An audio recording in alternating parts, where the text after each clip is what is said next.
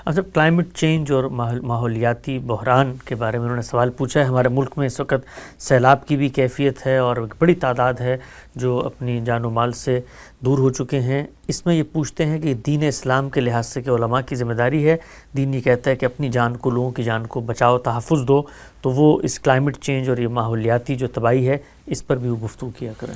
دیکھیے، ہر شعبے کے اہل علم ہوتے ہیں، وہ اپنے شعبے کے لحاظ سے اپنی ذمہ داریاں ادا کرتے ہیں۔ یعنی ایک طبیب اپنے شعبے کے لحاظ سے، ایک انجینئر اپنے شعبے کے لحاظ سے، سائنسدان اپنے شعبے کے لحاظ سے۔ اس معاملے میں علماء اگر محسوس کریں کہ کسی چیز کی طرف توجہ دلانی ہے، ضرور دلانی چاہیے۔ اصلاً ماحولیات میں بھی مہارت رکھنے والے لوگوں کو سامنے آنا چاہیے، یعنی جو جانتے ہوں کیا معاملات ہیں، کس چیز کی طرف توجہ دلانی ہے، اس میں کس نوعیت کے معاملات کیے جا سکتے ہیں اور عام لوگوں سے کیا توقع کی جا سکتی ہے۔ تو یہ اپنی ذات میں ایک پورا شعبہ ہے۔ یعنی ماحولیات کا معاملہ اب ایسا نہیں ہے کہ اس پر میں بھی ایک تقریر فرما دوں، آپ بھی ایک تقریر فرما دیں۔ دنیا میں بہت سی چیزوں پر بہت سے مطالعات ہو چکے ہوتے ہیں، ان میں مختلف جگہوں پر بہت سا کام ہو چکا ہوتا ہے، ان کو سامنے رکھ کر پھر آپ لوگوں کو بتاتے ہیں کہ اس میں عوام کی ذمہ داریاں کیا ہیں۔ تو ماحولیات کے باب میں کچھ ذمہ داریاں میری اور آپ کی ہیں، وہ عوام کو توجہ دلانے کی ضرورت ہوتی ہے۔ اس کے لیے اگر مسجد کے ممبر کو بھی جمعے کے دن استعمال کرنا ہو تو وہ ممبر تو اصل میں ہے ہی حکمرانوں کے لیے، وہ اس کے استعمال کے طریقے ضرور نکالیں۔ یعنی اس میں تو یہ معاملہ نہیں ہے کہ وہ علمائی کے لیے خاص ہے۔ اس ممبر پر کھڑے ہو کر اگر حکمرانوں کا کوئی پیغام ہے یا ماہرین ماحولیات کا کوئی پیغام ہے تو وہ بتایا جائے، وہ علماء بھی اس کو دوسروں تک پہنچا سکتے ہیں۔ لیکن مختلف شعبوں کے ماہرین ہی کو یہ چاہیے کہ وہ ان چیزوں کے بارے میں معلومات کی روشنی میں، علم کی روشنی میں لوگوں کی تعلیم کا بندوبست کریں۔ سب سے اچھا طریقہ یہی ہے۔ یہ جو ہر موضوع کے بارے میں ہر آدمی سے توقع کی جاتی ہے، اس میں بعض اوقات بڑی ردی چیزیں پھر لوگوں کے سامنے آ جاتی ہیں اور ان کی غلط رہنمائی بھی ہو جاتی ہے۔ اس وقت بھی آپ دیکھیں کہ ہمارے ہاں یہ جو نئے ذرائع پیدا ہوئے ہیں، ان میں ہر شخص بیٹھا ہوا لوگوں کو نسخے بتا رہا ہے، وہ ان کو تعویذ لکھ کے بتا رہا ہے، وہ اسی طریقے سے ان کو ایسے مشورے دے رہا ہے کہ جن کے پیچھے علم و عقل کم اور سنی سنائی باتیں زیادہ ہوتی ہیں۔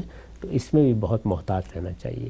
آپ کا علم کیا ہے، آپ کا شعبہ کیا ہے، آپ نے کس معاملے میں فی الواقع کچھ غور و خوض کیا ہے یا اس میں کوئی کام کیا ہے، اس کے بارے میں جو کام دنیا میں ہوا ہے اس سے آپ واقف ہیں، تو پھر آپ کو چاہیے کہ آپ اس کے بارے میں زبان کھولیں۔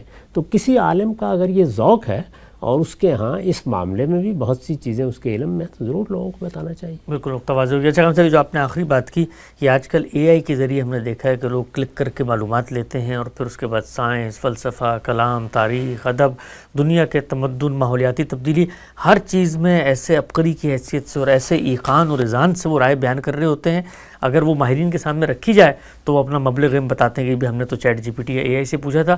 تو یہ بھی ایک بڑا انحطاط ہے کہ آج کے دور میں ایک سوڈو علم جو ہے وہ لوگوں میں ایسے اعتماد سے سامنے آتا ہے۔ اس میں بھی لوگوں کی تربیت کرنے کی ضرورت ہے کہ یہ تو اصل میں وہ وسائل اور ذرائع ہیں جو آپ کی مدد کر سکتے ہیں، لیکن یہ اس طرح انحصار کرنے کے ذرائع نہیں ہیں۔ اگر انہی سے آپ سب کچھ سمجھنا چاہیں گے تو نتیجے کے طور پر بڑی غلطیاں کریں گے۔ چنانچہ اصل ماخذ کو دیکھنا، کسی چیز کی تربیت پانا، یہ جاننا کہ کیا چیز کیسے سیکھنی اور جاننی ہے، یہ بڑی ضروری بات ہے۔ میرا خیال یہ ہے کہ کیونکہ نئی چیز آئی ہے تو اس میں لوگوں کو ایجوکیٹ کرنے کا بندوبست بھی کرنا چاہیے۔ وہ لوگ جو اس کے حدود کو سمجھتے ہیں وہ بتائیں لوگوں کو کہ اس کو استعمال کرنے سے آپ کو کیا حاصل ہوگا، اس کو آپ غلط استعمال کریں گے تو کیا مہلکات ہیں، اس کو صحیح استعمال کریں گے تو صحیح استعمال کے نتیجے میں آپ کو کیا مدد ملے گی، یہ مدد کس حد تک لی جا سکتی ہے، کس حد تک نہیں لی جا سکتی، کتنا اعتماد کرنا چاہیے، کہاں نہیں کرنا چاہیے، یہ چیزیں بھی میرا خیال ہے کہ اس کے ساتھ ہی سمجھانے کی ہیں۔ مجھے تو ایسا لگتا ہے کہ اگر وہ خود اے آئی سے بھی پوچھیں کہ تمہارا استعمال کیسے ہونا چاہیے تو وہ بھی یہ بتا دے گا کہ میرے ہاں کیا خامیاں ہیں اور کیا چیزیں ہیں جس سے اجتناب کرنا چاہیے۔